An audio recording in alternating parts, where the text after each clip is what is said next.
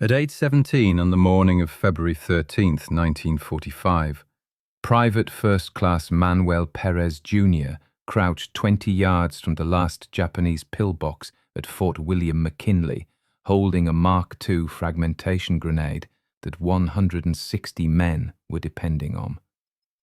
21 years old, factory worker from Chicago, Company A, 511th Parachute Infantry Regiment had destroyed 11 pillboxes that morning. The 12th had twin 50 caliber machine guns and a rear tunnel exit. For 4 hours, those guns had pinned down Pérez's entire company. 12 Americans dead trying frontal assault. Major Burgess had no solution. Pérez had one. Not courage, not firepower, a trap. Force them out the front with a grenade, kill them at the tunnel exit when they run. Simple, brutal. And it would work if he could reach the tunnel before they did. Fort William McKinley sat on elevated ground south of Manila. February 13th, 1945. Temperature 82 degrees Fahrenheit. Humidity 78%. The 11th Airborne Division had jumped onto Tagaytay Ridge 11 days earlier, February 3rd. Since then, Company A had lost 68 men, killed, wounded, or evacuated with dysentery. The Japanese called their defensive perimeter the Genko Line, 12 reinforced concrete pillboxes arranged in interlocking fields of fire, each position equipped with Type 92 heavy machine guns, 50 caliber weapons that could tear through sandbags at 400 yards. Company A started the assault at 0700 hours. Pérez carried his M1 Garand, 9.5 pounds loaded, 6 Mark II fragmentation grenades clipped to his web gear, M1911 pistol on his hip, M1905 bayonet fixed. The first pillbox fell at 0724. Pérez and 3 other men crawled to within 15 yards. 2 grenades through the firing port. Explosion. Screaming. Silence. The second pillbox took longer. Japanese gunners had clear sight lines across 180 degrees. Pérez waited for suppressive fire from a Browning automatic rifle team. When the BAR gunner opened up, Pérez sprinted. 40 yards in 11 seconds. He hit the ground next to the pillbox's left wall, pulled a grenade, yanked the pin, counted 2 seconds, tossed it through the port. The blast killed 3 men inside. By 10:45, Company A had destroyed 11 pillboxes, 52 Japanese dead, 8 Americans killed, 15 wounded. Then they hit the 12th position. This pillbox sat 8 feet above ground level on a concrete foundation. Twin mount 50 caliber guns covered the approach from 3 angles. The Japanese crew had established interlocking fire with positions that no longer existed, but the geometry still worked.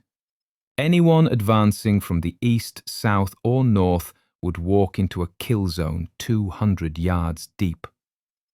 At 10:50, Lieutenant Morrison ordered a squad-sized assault.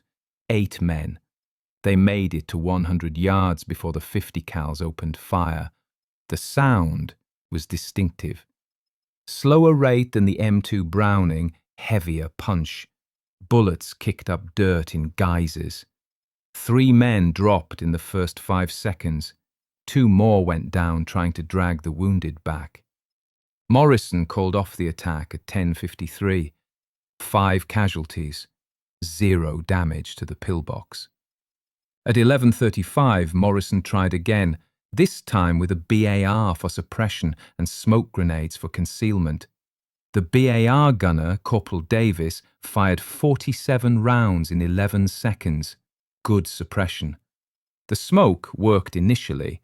6 men advanced under the grey-white cloud. Then the wind shifted. At 11:37, the smoke dispersed 30 seconds early. The 50 cals raked the position. BAR gunner dead, 2 riflemen dead, 3 wounded. Morrison pulled back. Major Henry Burgess arrived at 12:30. Commanding Officer, 1st Battalion, 511th Parachute Infantry Regiment. He observed the pillbox through binoculars from 150 yards.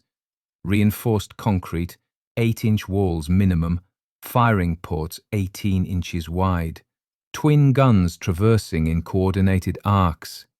Burgess considered options. Artillery strike would risk hitting Company A positions 120 yards east. Flank maneuver impossible with interlocking fire still effective despite the destroyed adjacent pillboxes. Wait for reinforcements meant delaying the division's advance by 6 hours minimum. He had no good options. At 14:30, the 50 cals opened fire again. No target, just harassment. Bullets snapping overhead, smacking into trees. Psychological pressure. The Japanese crew wanted Company A to know they were still operational, still dangerous. Pérez watched from a shell crater 100 yards southeast of the pillbox. He'd been watching for 20 minutes. Not the firing ports, the rear. At 14:47, he saw it. A tunnel exit, 40 yards behind the pillbox, partially concealed by vegetation, but visible if you knew where to look. The tunnel connected the main fighting position to a secondary position farther back. Pérez understood the geometry immediately. Grenade through the front, crew evacuates through the rear, controlled choke point at tunnel exit. A trap. He didn't ask permission, didn't announce his plan. At 1500, he moved. First 50 yards. Low crawl through undergrowth, Garand cradled across his forearms, grenades clinking softly against each other. He moved during machine gun bursts, froze during silence. At 15:07, 4 Japanese soldiers detected movement. They were positioned in the secondary trench 60 yards south of the pillbox. One of them shouted. All 4 opened fire. Pérez rolled left, came up to one knee, acquired targets. 4 shots, 4 down. He worked the Garand's trigger with the mechanical precision Camp Mackall had drilled into him. Sight picture, squeeze, follow through. The weapon's en bloc clip ejected with its distinctive ping after the 8th round. He reloaded, chambered a round, continued moving. By 15:12, he'd reached a position 20 yards from the pillbox's front. He could see the firing ports clearly now, could hear the Japanese crew talking inside. 3 voices, maybe 4. Pérez checked his grenades, 6 remaining. He selected one, pulled the pin, held the safety lever. At 15:17, he threw. The grenade sailed through the firing port. He heard it clatter on the concrete floor, then voices, sharp and urgent. The Japanese crew recognized the sound. 3 seconds later, the grenade detonated. The explosion inside the enclosed space was catastrophic. Overpressure amplified by the concrete walls, shrapnel ricocheting at lethal velocities. Pérez heard screaming. He didn't wait to assess damage. He sprinted toward the tunnel exit. 60 yards in an arc around the pillbox's left side, exposed ground, but the Japanese inside were dead or dying. He reached the tunnel exit at 15:20, 12 seconds after the grenade detonated. He dropped prone, shouldered the Garand, aimed at the tunnel opening, and waited. At 15:24, he heard boots on dirt, movement inside the tunnel, men running. The first Japanese soldier emerged at 15:28, silhouetted against the darkness behind him. Pérez fired. The man dropped. Second soldier, 15:29, fire, down. Third soldier, 15:30, fire, down. Fourth soldier, 15:31, fire, down. The Garand's clip ejected. Pérez reloaded in 3, 2 seconds. Thumb pressed the clip latch, fingers found the fresh en-bloc clip, bolt slammed forward. Muscle memory from 10,000 repetitions at Camp Mackall. Fifth soldier emerged, 1536, fire, down. Sixth, 1537, fire, down. Seventh, 1538, fire, down. Eighth, 1540, fire, down. Silence.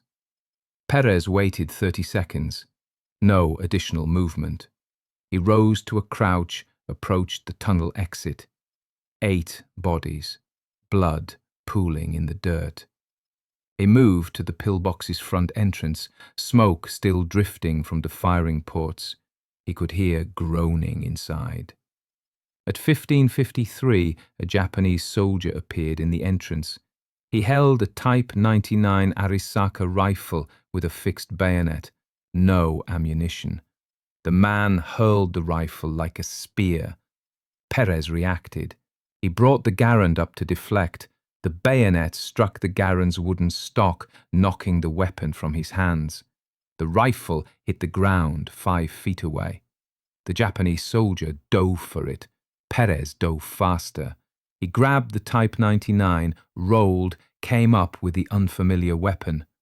2 more Japanese soldiers emerged from the pillbox, both wounded from the grenade, both armed with Type 14 Nambu pistols.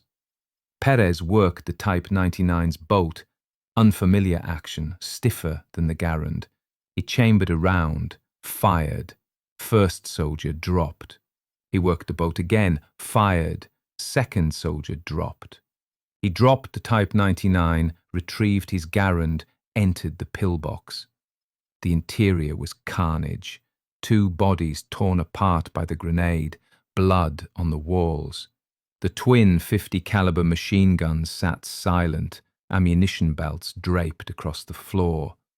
3 Japanese soldiers remained alive, all wounded. 1 was trying to stand. Pérez reversed his Garand, swung the buttstock into the man's head. The soldier collapsed. Second wounded soldier lunged from the left. Pérez pivoted, drove the buttstock into the man's clavicle. The bone cracked audibly.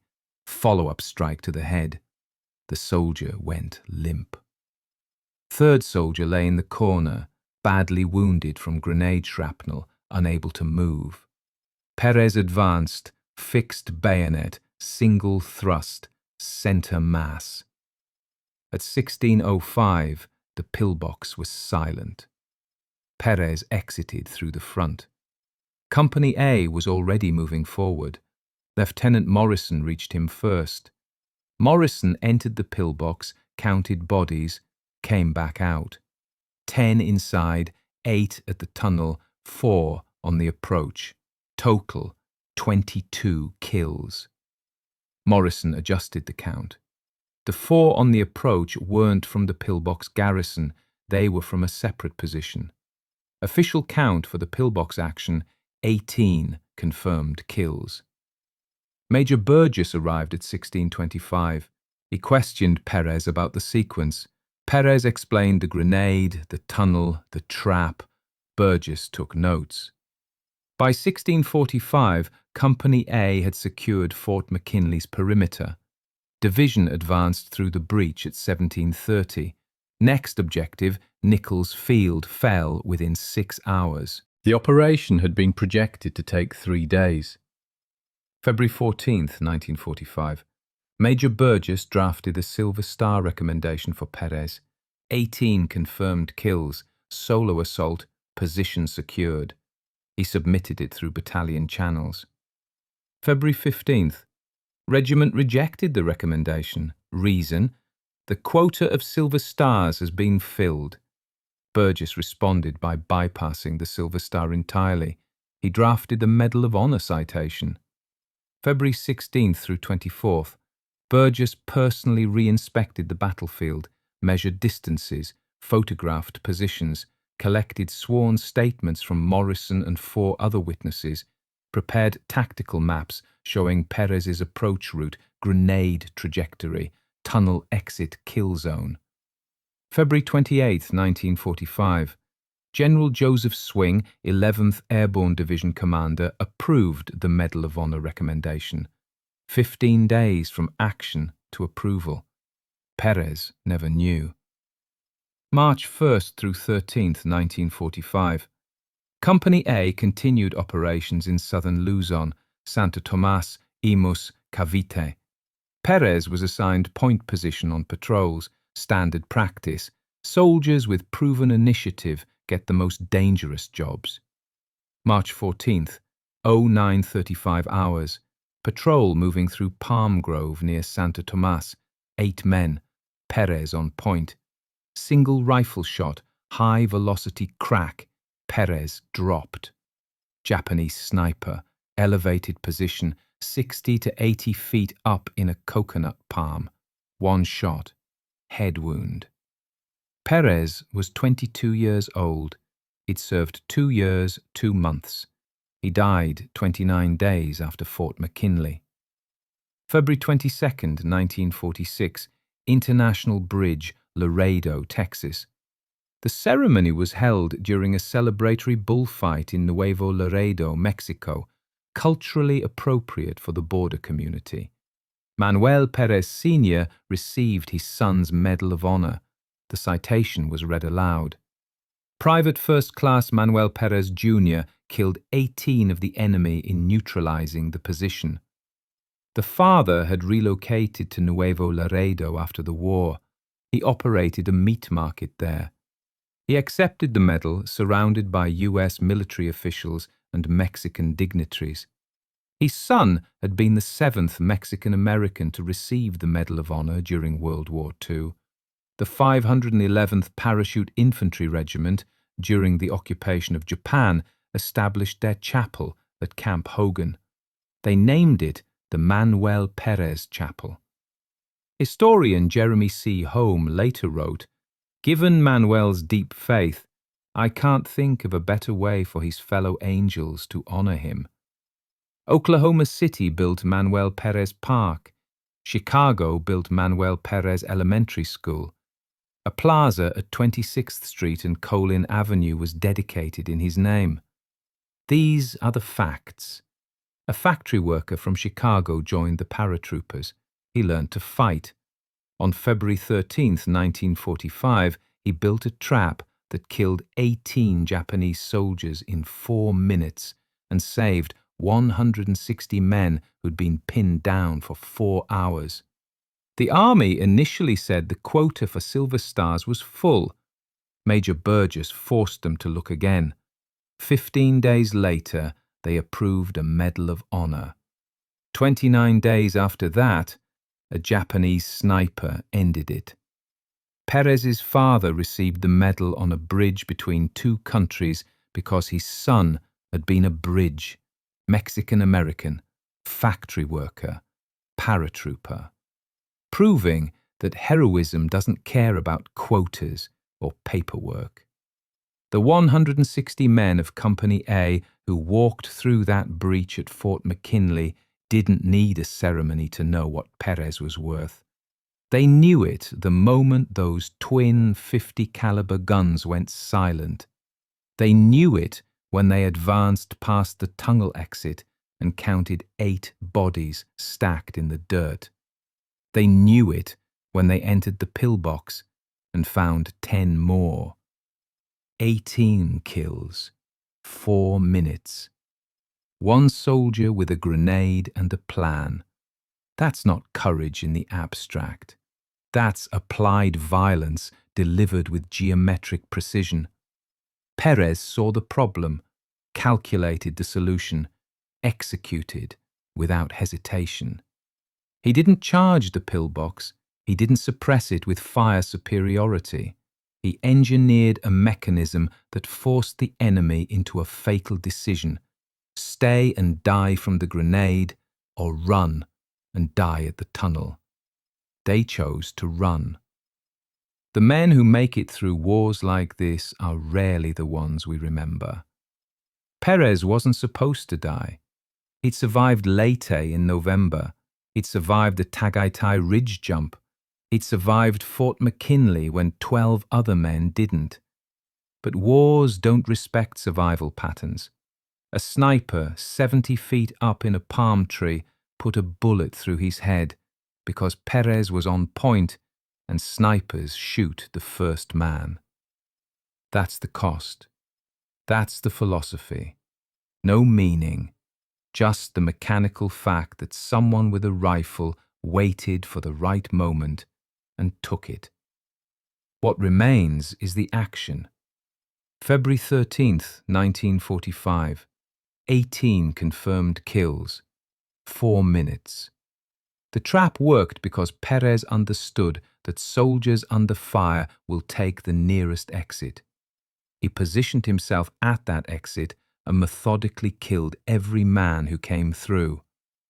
The Medal of Honor citation doesn't mention the trap. It describes the action in sequence: advance, grenade, tunnel, kills. But the trap is what mattered.